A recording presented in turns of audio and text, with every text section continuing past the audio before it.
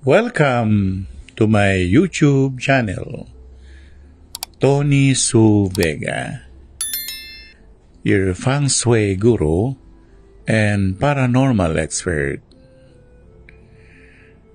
Before anything else, I would like to thank all my subscribers, likers, followers, sharers, supporters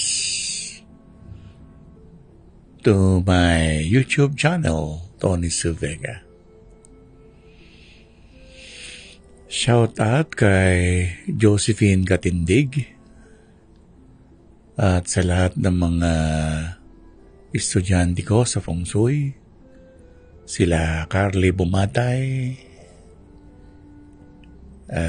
si Judy Tatsumi, si Irene Buenaobra,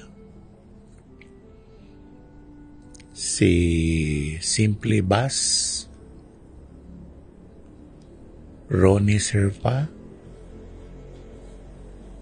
at yung mga hindi nabanggit dito, sabihin nyo lang yung mga pangalan nyo at babanggitin ko siya sa portion na ito. So ito yung shout out portion natin. Today is Monday, October 23, 2023, and it is the Day of the Tiger. Best things to do or activities on the Day of the Tiger. Ang tigre ay young, male, lalaki. Wood, Sun, XUN. The forest, ang puno. At yung Sun, XUN ay nagtutukoy din sa hangin o kahanginan. Nagtutukoy din siya sa lupang mababa o yung tawag ay ground or surface. At kung babaybayin natin ang mga activities na yan, ay isa rin yung magja-jogging ka, nakasapatos ka, at yumayabag-yabag ang lupa.